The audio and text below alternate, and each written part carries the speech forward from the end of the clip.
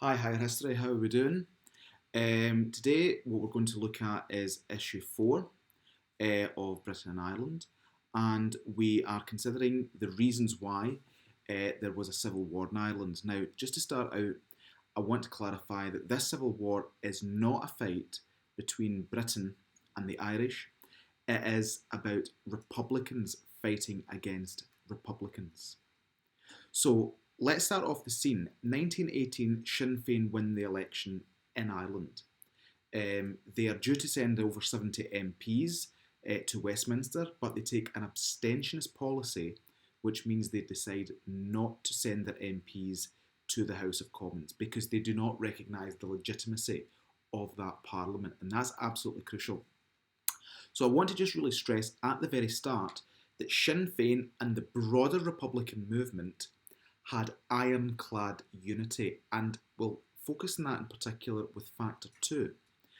Now, if we want to know what causes the civil war in Ireland, I'm going to get us to start off with factor 1, which deals with the Anglo-Irish Treaty.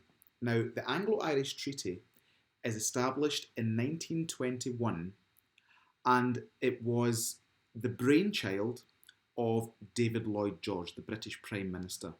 Now, the British Prime Minister had two options at this point. David Lloyd George had option 1, which was to flood Ireland with troops, 100,000 troops, to subjugate the country. And that would mean bringing the hostilities of the Anglo-Irish War between the Black and Tans and the IRA to an end. That was option 1. Option 2, on the other hand, was you try and seek a peace solution. You try to get a settlement between both sides. Now, Lloyd George decided that he did not want to force the issue, perhaps deliberately, perhaps creatively, but he didn't want to force the issue. So talks begin on how to solve this issue, this dispute, on where Ireland should be governed from. Because remember, a parliament in Dublin would frustrate the Unionists in Ulster, and it seemed a complete catch-22. So, the Anglo-Irish Treaty, which is proposed in the first instance, in David Lloyd George's mind, is to create two parliaments in Ireland, one in Ulster and one which would represent the three southern provinces. Now, for various reasons, that's going to cause problems down the line, as we'll see. But the decision to negotiate the Anglo-Irish Treaty would require a representative from the Dáil to lead the negotiations on behalf of the Irish, and the British Prime Minister and leaders of the Cabinet to discuss this. Now, the person who you would pick to make these negotiations would be Eamon de Valera. Eamon de Valera had been a statesman. He had someone who sat very comfortable with politicians. He had met President Wilson of the United States. So if anyone was to represent the Republicans at Downing Street with Lloyd George, it would, you would think, be Eamon de Valera. However, Eamon de Valera makes the decision to send his fellow Republican, Michael Collins. Now, Michael Collins himself is not someone who sits comfortable with politicians, according to a number of sources.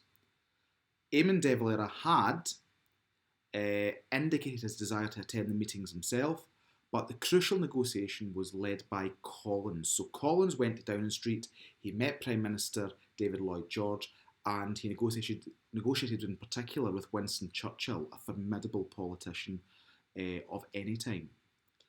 So the plans that are drawn out consists of a number of key points. Firstly, that Ireland as a whole would remain within the British Empire. It would have something called Dominion status, or at least the South would have Dominion status. But all of Ireland would remain as part of the British Empire. That's going to cause controversy. Secondly, the country would be partitioned, so the north of Ireland would become Northern Ireland, and the South would become something called the Irish Free State. Now, the Irish Free State would gain almost entire autonomy, control over its own affairs, but would still be in the British Empire. In addition to that, there were two controversial stipulations. One, that there would be a Governor-General in Ireland representing the British government. Very controversial. And secondly, something that Michael Collins tried to negotiate out of the treaty was swearing allegiance to the British Crown. For die-hard Republicans, that was something they could not fathom, they could not tolerate. However, Michael Collins negotiates this treaty, knowing full well that David Lloyd George could threaten 100,000 troops in Ireland at the drop of a hat. Now, whether that would be a bluff, Michael Collins doesn't know. But Michael Collins is aware that this is perhaps the best deal he can possibly get. He famously said that this gives us freedom to achieve the Republic. He realised it wasn't the full deal, but down the line, it might make republicanism more likely. It might give Ireland independence. So he arrives back, knowing full well that this will split the Republicans. In fact, he also said that I have signed my own death warrant by doing this. So he comes back, and the inspirational leader, the inspirational father figure of Sinn Féin and the Republicans more generally, Eamon de Valera, is apoplectic. He is raging. And what this does is it splits the Republican movement from Sinn Féin, the Dáil itself, the IRA. It splits them into pro-treaty and anti-treaty. Now, Michael Collins always argued that he was sent there to take the blame for when it went wrong because Eamon de Valera couldn't tolerate being viewed as a failure, even though de Valera perhaps knew that he couldn't have got any better terms. So the Anglo-Irish Treaty splits things, folks. Michael Collins says, I will put this to the Dáil, and if the Dáil support it, I will support it. If the Dáil reject it, I will reject it.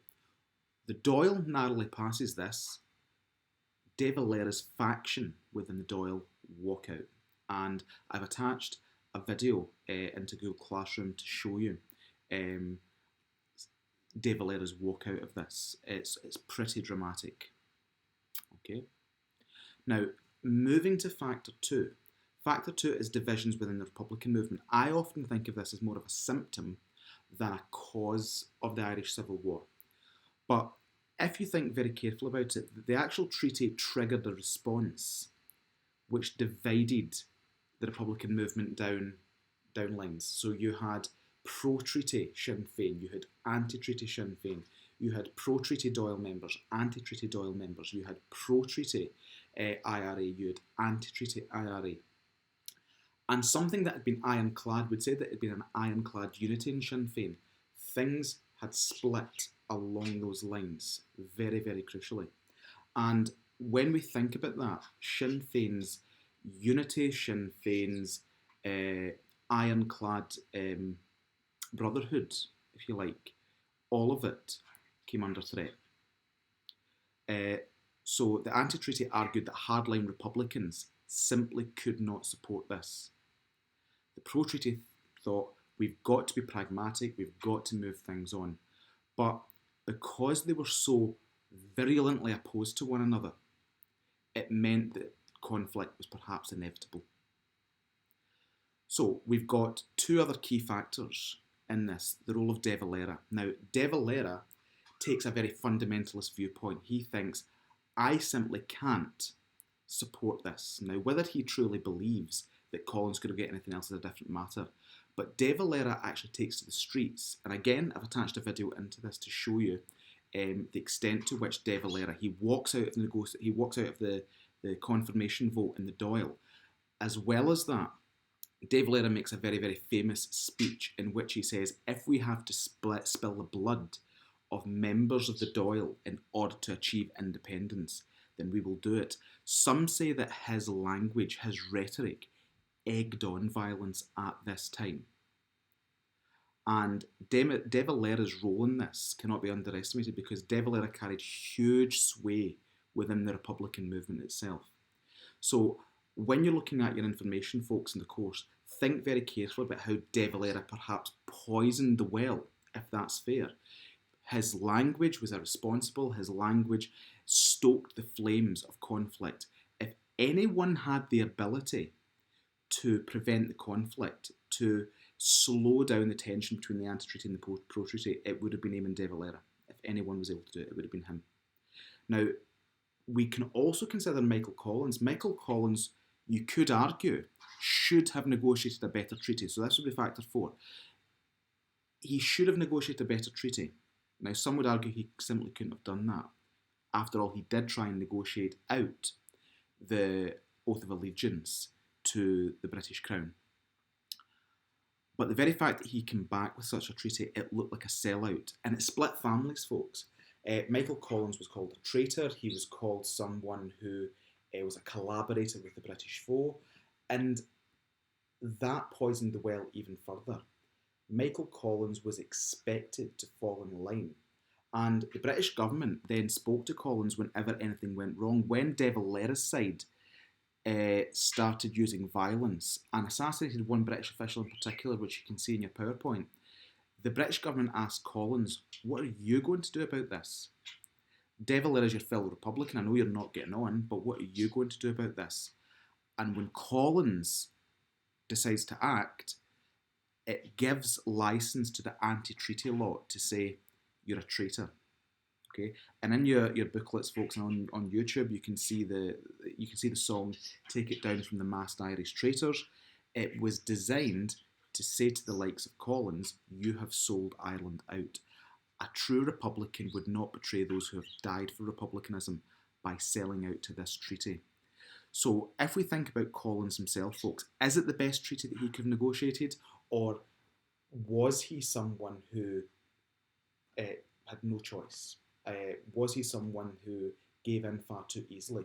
A big accusation against Collins was that he was wined and dined by the likes of Churchill, by the likes of Lloyd George, that they seduced him into falling for an easy thing. Collins would always argue that he had the 100,000 troops. David Lloyd George had the 100,000 troops, which he could bring into Ireland at any moment.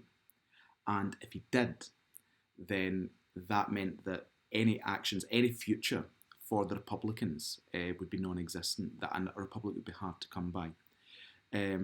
So guys, what you've got to basically work out here is what was the key cause.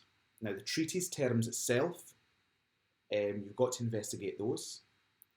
Then the divisions in the Republican movement, although I did say, although it split every single part of the movement, it was perhaps a symptom of the treaty rather than the cause itself.